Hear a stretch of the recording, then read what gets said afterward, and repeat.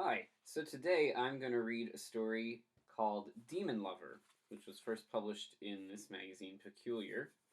It's part of a series of stories that reimagines a variety of the plagues of Egypt in various contemporary settings. I'll let you figure out which one this is. Micah discovered his boyfriend was a demon when Lucas made the sun disappear for 3 days. The darkness was a nice break, an excuse for them to ignore the stacks of freshman comp papers they both needed to grade, to skip out on their graduate seminars, to put off marking up the 40-page vampire erotica one of the women in their fiction workshop submitted the week before. Classes were canceled, not just because of the sun's spooky vanishing, but because Lafayette was getting the leftovers from Tropical Storm Nina, rain pounding down onto windows and car windshields, swirling into overflowing storm drains in the center of dipped parking lots. Before Lucas caused the darkness, the electricity had snapped off. With a sad sigh, the mid-morning news blipping off the television, the pebbled refrigerator dropping its eternal low growl, the reading lamp that had been the bedroom's only illumination curling away its light like a precious secret. They were in bed when Lucas confessed. He was bent over, Micah behind him, and he reached back one of his lank arms and pressed it to Micah's navel. "I need to tell you something," he said. "Huh?" Micah paused, his hands on Lucas's hips. "What?"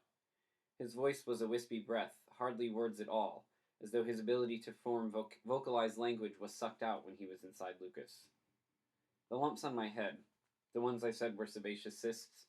Lucas craned his neck to look at Micah. "You know, here?" He balanced himself with one hand and poked at his own head. "Yeah, what about them?" Micah's forehead was sooted with sweat. Sex was fun, and he enjoyed the sticky warmth two bodies could make together, but even rainy Louisiana was still Louisiana, still October, and still hot, especially with the air conditioning not working. "They're not cysts. They're horns." "Horns?" "Yeah." Lucas leaned away. Micah felt himself wilting. "There's some stuff you should know." They showered, feeling their way into the bathroom and finding the knobs, adjusting the water to slightly less than scalding. Micah scrubbed Lucas's back and crotch, then Lucas did the same for Micah. Neither cared that sex had ended at a screeching halt halfway through, neither bursting with orgasm. Sex for both of them was more about the act itself than the grand finale, as they discovered the first time they slept together after a meet and greet at the home of the director of the creative writing program. Micah had arrived late, getting lost on Johnson Street, trying to find the appropriate turnoff. By the time he arrived, Lucas was blitzed, a half-empty bottle of expensive Beaujolais in one hand and a beta in the other. He was a year older than Micah and the most accomplished writer in the program, even though he was headed only into his second year, so the faculty and other students laughed his alcohol problem away. Plus, he handled his booze pretty well, becoming gregarious and hilarious once enough of it had tickled his bloodstream. It made his cheeks flush a lilac color that swirled along his skin as if painted by a steady, careful hand. He and Micah had got to talking, discovering that they lived in the same apartment complex. Micah, who only drank 2 beers that night, offered Lucas a ride home. Lucas, mumbling to himself, stumbled into Micah's apartment instead of his own and must have read something in Micah's eyes, because when he was offered a glass of water, he set it aside and instead kissed Micah on the lips. Then he marched into Micah's bedroom and passed out. They tried the next morning, rubbing at one another's testicles and pressing briefly their fingers along their perineum. But when both were naked and ready to go, Lucas moaned and rubbed his temples. "I think I'm too hungover for this. Brunch instead?" They made out for a few minutes, breath hot and spiced with the aftermath of Purple Haze and grappa, then agreed that crab cakes eggs benedict at the Blue Dog would solve Lucas's headache. Micah drank too many bottomless mimosas, and later the only thing he could remember was Lucas asking him what he wrote. Micah, taking a deep sip from his champagne glass, said, "Bisexual fantasy." "You?" And Lucas, blue eyes wet and dreamy, responded, "Erotic male-male poetry, with the periodic foray into fiction." And that was that. They toweled off and sat in the dark living room, Micah peeping through the slats of the vertical blinds. His cell phone said midday, but the lot was crushed by darkness deep as midnight. Lucas toted a box of Cheez-Its from the pantry and curled up cross-legged next to him. The only light came from their phone screens, cascading them in techno-whiz blue and white. "So, when you said horns..." "Yeah." Lucas set down the box and reached both hands up to his head, curling them in circular fashion against his scalp to swirl his blonde hair, which he kept short so it edged towards translucent. Micah waved his phone over Lucas's head, his fingers taking on an aquamarine hue. There, just above the hairline, were two bumps. These guys, they're horns. Horns. I have unusual parentage. Uh-huh. Lucas grabbed at Micah's hand, rubbing the back of his knuckles like he was stoking firewood. But that doesn't change anything. Okay. But there's something else. There's something else. Lucas released Micah's hand and knocked on the window. The funky dark? I think I might have done that. Might have done that. The truth is, Lucas said with a sigh, his lean chest and shoulders curling inward, I think I'm going through puberty. Lucas, it turned out, was over 200 years old, born just after the start of the War of 1812. But born isn't the right word. It's hard to explain. My mother was a succubus, and they do this whole thing with eggs and fire and a ritual to give birth. There's no vaginal stretching or anything. I went through puberty when I was 13. Shouldn't you be over it by now? Your voice isn't even breaking. Demon years, Lucas said, fluttering a dismissive hand. Anyway, you know how teenage boys get uncontrollable erections and all that? He pointed out the window. Causing darkness is like your version of a nocturnal emission, then? Lucas shrugged. I guess so. But you look so, you can say it, normal. Turns out my human genes are the stronger ones. Dad was a French soldier. You're French? Oh, oui, oui. But that's all I know. Was raised by Mom. Where? We hid out in Boston. Not, like, hell? She wasn't interested in mischief or torment. So she was like a reformed, good-spirited succubus? I suppose so. So, what went wrong with you? Lucas swooped in and bit at Micah's earlobe. The power snapped on in the middle of the night. A sudden sizzle of noise, the television burbling back to life so Anderson Cooper's voice shouted from the living room. The reading lamp blitzed at Micah's eyes like a heat lamp over limp french fries. Micah jolted awake, but Lucas, a deep sleeper, didn't stir, his tiny snoring noises swallowed up by the electronica in the living room. Micah slithered out of bed and shut things down. He paused in the living room and looked out into the grim dark. The sodium lights along the parking lot had returned to life. They seemed weaker than usual, less powerful in the tar-thick black that Lucas had swept into town, but maybe that was just the blur of the rain still seething against the window. When he slipped back into bed, Micah ran a finger lightly over each of Lucas's horns. They were malleable, like little clusters of fat under his fingers. He'd expected nuggets of tree bark, like calluses. Lucas murmured in his sleep, and Micah pulled his hand back, then curled himself up next to the sleeping body that gave off an immense, solid heat. Doesn't really make sense. The second day of darkness passed, finally catching attention, nationally, Jake Tapper looking puzzled on CNN, local newspapers exaggerating their confusion with bulging eyes as they reported through the gloom, standing in front of the Cajun Dome or City Hall or Evangeline Downs racetrack. The darkness hovered mostly over Lafayette, petering further out, Alexandria suffering a perpetual duskiness, Baton Rouge getting a few hours of dawnnish light, New Orleans gloomy but sunlit. Of course it doesn't, Lucas said, plopping down on the couch, a heated frozen burrito perched on a plate in his lap. No, not the darkness. You're 200 and only going to graduate school now? You think this is my first rodeo? Huh? I have a doctorate in chemistry, and one in anthropology, and one in economics. What? Really? I mean, I don't go boasting about it. I didn't even send in my transcripts for my last program. I have all the regalia in my closet, though. Micah felt woozy. But you look so young and fresh and unmolested by years of writing dissertations. Why, thank you. I do take care of my skin.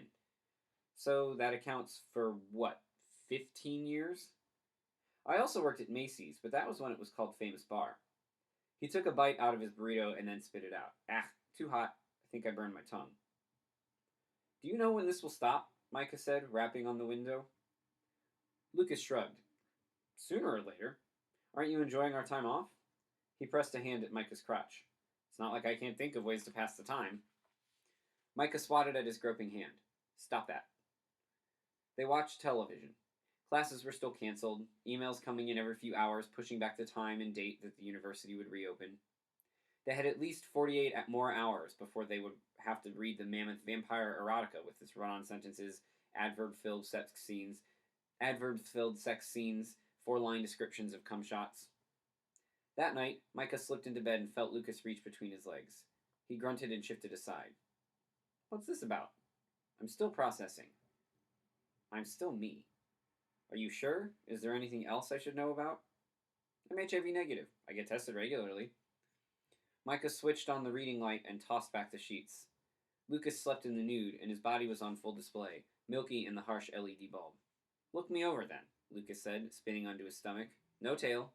He flexed his triceps and pulled back his shoulder blades while he wiggled his ass. No wings or real elbow claws. He sat up. I don't have gross nails. You've seen my bathroom. I keep emery boards by my toothbrush. Micah poked and prodded. He ran a hand along Lucas's left butt cheek, wheedled at the chapped skin of his elbow, flicked at his shoulder blade. See? Still. It's not like we're going to make little half-demon babies. Wouldn't they be quarter-demon babies? You had a human dad. I study iambic pentameter, not genetics. Lucas pressed Micah to the bed and kissed him on the mouth, his breath mouthwash minty. That's one I haven't gotten to yet. Will you always look like this? Micah said, pressing a hand to Lucas's cheek. I look how I want to look. And will that ever change? I'm sure it will, Lucas said, kissing Micah's hand. At least his breath wasn't sulfur and brimstone. The next day, they sat on the couch with their copies of Melanie Anderson's vampire erotica. I can't believe there are 40 pages of this shit, Lucas said, gnawing on a red pen. There are adverbs in every other sentence. And it's titled Rigor Hortus. How did she get into this program? Apparently she's an excellent theorist. She's just taking the fiction workshop for the hell of it. It's certainly hell-like. Oh, please, Lucas said, scribbling a note in the margin. That is not how vampires dressed in the early 1900s. He looked up. Don't worry. There were only, 4 of them at the time. I'm sure they've been either staked by now or toasted by the sun. Micah rolled his eyes toward the dark outdoors. It was 1:15 in the afternoon and looked like midnight. The drunk frat boys who lived across the parking lot should have been stumbling around, a 2-story beer bong waggling from the upper-story balcony. Instead, outside was silent. I can't take more of this, Lucas said, tossing the manuscript to the coffee table. He spat out his pen and turned to Micah. Tell me a secret. What? It only feels fair. I showed you mine. He plumbed his horns with his thumbs. How's it go? You show me yours? Well, you already know my secrets, Micah said. I told you about the time I peed myself in 7th grade. I even told you about when I got that poorly timed boner in the locker room after basketball practice and Slade Malcolm yanked my towel off. Those are just embarrassing stories. Lucas leaned closer. I mean, something you've never shared with anyone. You've never told anyone else you're a demon? Nope. You're the first. I feel like this is a line you've used before. Lucas gripped his hand, tilting his head forward, chin disappearing against his chest. I'm serious. Never have. You're the first. I promise. Micah felt little edges cracking in his bones. Okay, fine. Sweat clung to the sides of his nose. You're the first man I've ever been with. That's it? No. I mean, at all. I'd never even kissed another guy before. Oh. Lucas froze, then seemed shaken by a pair of invisible hands. He pulled Micah to him, clinging tight. Oh. When Lucas fell asleep, body slick with the warm and sour sweat of sex, Micah flicked on the bedside lamp and looked him over. Lean, sinewy shoulders like conch shells, pecs the size of saucer plates, nipples dark like pennies. His hips were slanted and bony, the skin of his abdomen smooth and hairless, but his legs were shagged with blonde curls, like he was a sun-bleached satyr. His breathing was wheezy and regular, the air wet and sweet like a menthol lozenge. Micah turned off the light and slipped out of bed. He unlocked the apartment door, swinging it open slowly so it didn't croak out. The pebbled concrete was rough on his feet, the air cool with the rain that had blustered away, leaving behind a crispness that smelled faintly of salt and boiled shrimp. He stepped into the darkness. It felt alive, a thick mucus that seeped against his skin like slime. Micah wanted to pull back, sheared his arms like bugs were crawling along his flesh, but he resisted the tingling urge and inhaled, feeling the foggy black dig into his lungs, pour into his stomach. He held his breath, let the black echo and murmur there, fighting its way into his liver, his kidneys, his ribs, the marrow in his bones. He held on for so long that he felt the push in his eyeballs, his vision blurring just so, the faded blue light of the street lamps spangled like sparklers. He doesn't know it yet, but in the morning the sun will rise. The darkness Lucas has spewed out retreating into the sky. Lucas will fix breakfast, frying potatoes and sausage links and sprinkling the pan with Monterey cheese. He will bring breakfast into bed and kiss Micah deeply and tell him that Melanie Anderson's story is actually pretty good. What happens in the end? Micah will ask. The vampire will live happily ever after. And his human lover? Him too. They will kiss, then discard their breakfast and kiss some more, their knees knocking together, backs firm in one another's grip. But standing in the cool dark, Micah exhaled, feeling the blackness seep away in a long, cold stretch, while the night kept ticking. He snuck back inside and shut the door, looking out the window as he passed through the living room toward his sleeping demon lover, the moon obscured by the preternatural dark. The end.